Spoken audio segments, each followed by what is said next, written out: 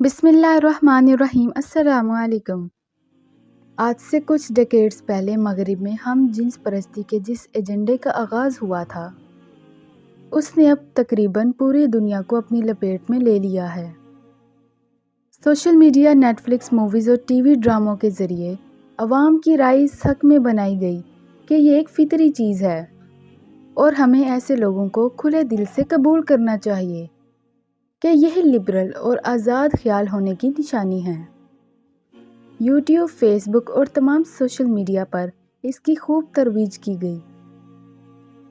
मुसलमानों के ज़हन इसका ख़ुसूसी हदफ थे, यहाँ तक कि बाहिजाब लड़कियों को इसका हामी दिखाया गया। अब ये गंदगी मुख्तलिफ ममालिक में कानून इख्तियार कर चुकी है और मुख्तलिफ मुल्कों में LGBT कम्युनिटीज़ बन चुकी हैं, जिन्हें वहाँ शराब, ज़िना और सूद की तरह कानूनी तहफ़्फ़ुज़ हासिल हो चुका है। 70 की दहाई तक अमेरिकन साइकियाट्रिस्ट एसोसिएशन के मैनुअल में हम जिन्स परस्ती एक बीमारी के तौर पर दर्ज थी, जिसको बाद में इस लिस्ट से निकाल दिया गया।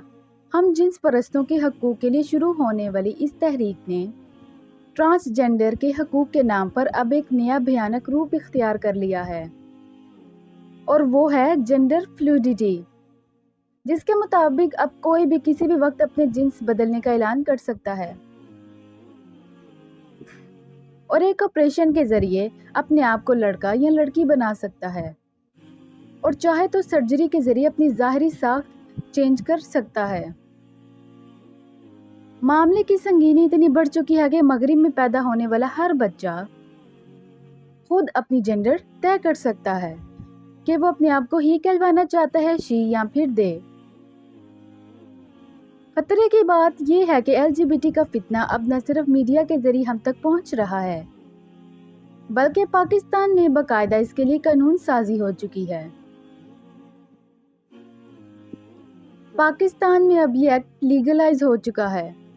पहले ये सिर्फ कानून ट्रांसजेंडर्स तक महदूद था, लेकिन अब ये हर शहरी के लिए है कि कोई भी किसी भी वक्त अपना जेंडर चेंज करवा सकता है, और नादरा उसके मुताबिक उसका ID कार्ड में जेंडर चेंज करने की हामिल है।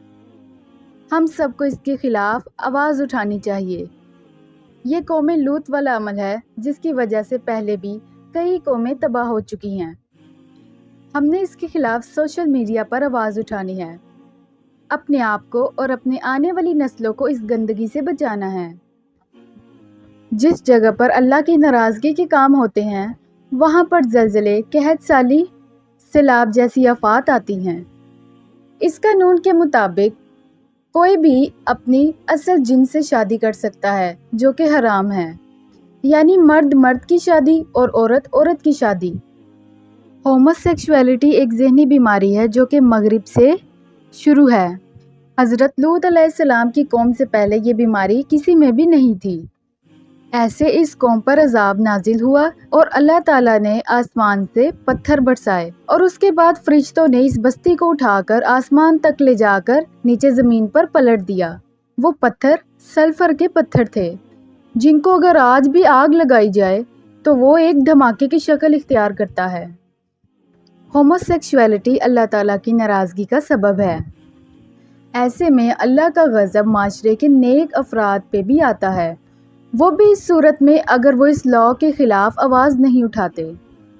हमने इस लॉ को पास नहीं होने देना, जो कि टोटली इल्लीगल है, और हमारी शरीयत इस बात की इजाज़त बिल्कुल भी नहीं देती। चूँकि ये पाकिस्तान ला इलाहा इल्लल्लाह के नाम पे लिया गया है, तो इसमें कानून भी अल्लाह का चलेगा। अगर आपको ये वीडियो पसंद आई हो तो काइंडली चैनल सब्सक्राइब करें, वीडियो को लाइक करें और कमेंट में ज़रूर बताएं कि आपको ये वीडियो कैसी लगी।